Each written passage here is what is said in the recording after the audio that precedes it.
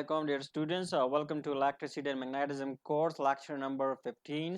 And this lectures we will deal with the discussions on potentials and electric fields, calculations between two parallel conducting plates. मैं हूँ doctor Parvez Ahmad. आज के lecture में हम बात करेंगे कि कैसे हम पोटेंशियल और इलेक्ट्रिक फील्ड को कैलकुलेट करेंगे जब हमारे पास दो पैरेलल कंडक्टिंग प्लेट्स हो. ठीक है. आज की डिस्कशन को स्टार्ट करते हैं. हाँ, तो आज की डिस्कशन में जो ज़रूरी चीज़ है उसके लिए हमने इज्यूम करना है कि हमारे पास जिस तरह के फिगर्स में आपको दिख रहे हैं कि हमारे पास दो पैरेलल कंडक्टिंग प्लेट्स है. एक की जो पोटेंशियल है दैट इज वी नॉट और दूसरी की जो पोटेंशियल है that is denoted by V1. यहाँ पर हमने एक चीज़ को इज्यूम करना है कि the potentials V naught is smaller than V1. ये क्यों करने हैं? क्योंकि इसको हमने इस वजह से करना है कि we can find out the directions of the electric field. कि हमने इससे इलेक्ट्रिक फील्ड की डायरेक्शन को फाइंड आउट करना है कि इलेक्ट्रिक फील्ड किस डायरेक्शंस में मतलब वो होगी. इसके साथ ही हमने ये भी इज्यूम करना है कि जो ये जो हमारे पास प्लेट है ये क्या है, इसकी जो साइज है that is been greater than the magnitude of the electric field. ठीक है. The plate are larger compare to their हमने ये इज्यूम करना है कि ये जो प्लेट है इसकी जो साइज है they are been larger as compare to their separation. कि इनकी जो प्लेट की जो सेपरेशन है इसके मुकाबले में इनकी जो साइज है वो क्या है, वो बड़ा है. ये इस वजह से है कि मतलब द इलेक्ट्रिक फील्ड वो हमारे पास क्या वो कांस्टेंट हो और क्या हो परपेंडिकुलर टू द प्लेट्स हो. ठीक है. कि प्लेट्स को हमने इज्यूम करना है कि इनकी जो साइज है ये इतनी बड़ी है मतलब इनकी जो सेपरेशन के मुकाबले में ये खासी बड़ी है.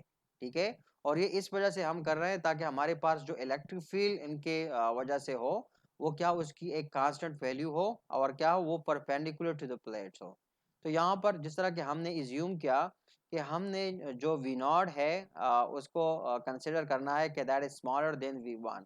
और वो इसलिए कि हमने इसको क्या करना है, पोटेंशियल डिफरेंस जनरेट करना है और इससे हमारे पास डायरेक्शन आएगी electric field. So you know that के जो इलेक्ट्रिक फील्ड है that is from higher potential to lower potential. तो यहाँ पर V नॉट हमारे पास लोअर पोटेंशियल है, V1 is higher potential. So from that you can easily find out the directions of the electric field. And also let the plates be separated by distance d. इस तरह के आपको दिख रहा है कि दोनों प्लेट्स के दरमियान जो डिस्टेंस है दैट इज d. और जिस तरह हमने ऊपर बात की कि बी रिमेंबर कि हम कहते हैं कि जो प्लेट्स की जो साइज है that is larger as compare to their separations. और वो किस वजह से है? वो इस वजह से कि हमने कहा था कि we have to produce a constant electric field. So for constant electric field I mean ये ज़रूरी है कि प्लेट की जो साइज है वो जो लार्जर हो as compare to their separations. ठीक है. सो हमारे पास जो रिलेशन है उसको यूटिलाइज करते हैं for the potential difference and the electric field. वो है कि the potential difference between the two point is given by delta V is equal to higher potential minus lower potential that is equal to minus integral from plate 1 from plate 0 to या plate not to plate 1 integral E dot dl. मतलब ये हमारे पास relations है between the potential difference and the electric field. इसको utilise करना है along a particular directions. अच्छा, अब यहाँ पर मतलब अगर हमने एक पर्टिकुलर इसको अप्लाई करना है एक पर्टिकुलर डायमेंशंस में तो हमने उस डायमेंशन में क्या है एक लेंथ एलिमेंट वो लेना है या डिस्प्लेसमेंट का जो एलिमेंट है वो कंसिडर करना है. जिस तरह के इस पर्टिकुलर केस में हम कहते हैं कि इलेक्ट्रिक फील्ड का एक वेक्टर हम ले रहे हैं. you know that electric field is a vector quantity, similarly displacement also vector quantity. तो हमने इलेक्ट्रिक फील्ड का जो एक वेक्टर लेना है तो इसके साथ ही हमने जो डिस्प्लेसमेंट है जो डिस्प्लेसमेंट वेक्टर है पर्टिकुलर डायमेंशन में वो भी रिस्पेक्टिवली हमने इसको कंसिडर करना है. So that we take along the x axis कि हमने एक्स या एक्स एक्सिस के अगेंस्ट वो लेना है. So for that we have कि यहाँ पर हम कहते हैं कि change in potential is equal to minus integral from 0 to d. कि d हमारे पास ये सेपरेशंस है. ठीक है. so that is equal that is मतलब integral from 0 to d and to minus e dx, ठीक है। कि यहाँ पर हमने कहा था कि हमारे पास क्या है डायमेंशन या साइंस फॉर ई पहले हम डिस्कशन कर चुके हैं कि where we have to take the sign of the electric field negative and when we have to take the signs of the electric field as positive. तो यहाँ पर वो डिस्कशन हम नहीं कर रहे हैं, ठीक है। सो यहाँ पर थोड़ा सा इसको करें, हमने कहा electric field will be uniform और constant, so we take that out from the integrals.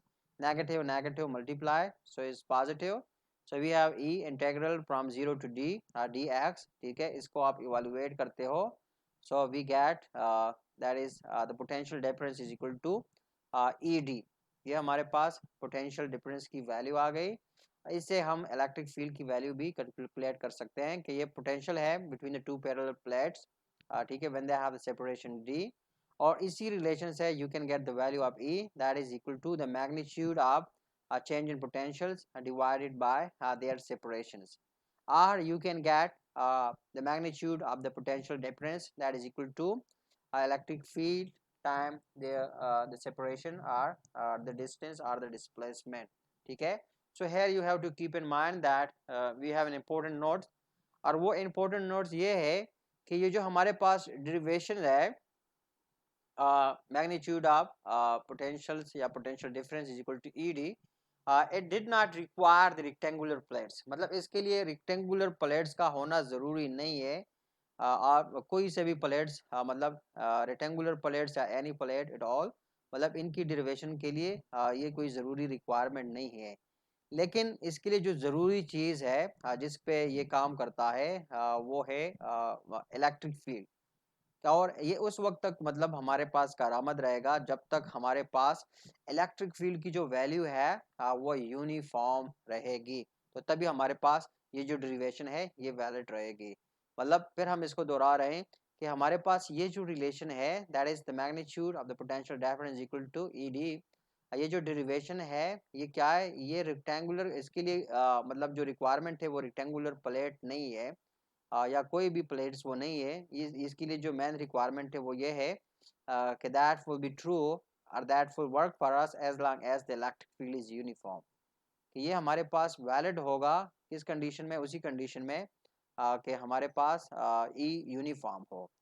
और मोस्ट जनरल कंडीशन में E should be replaced by its component that is E.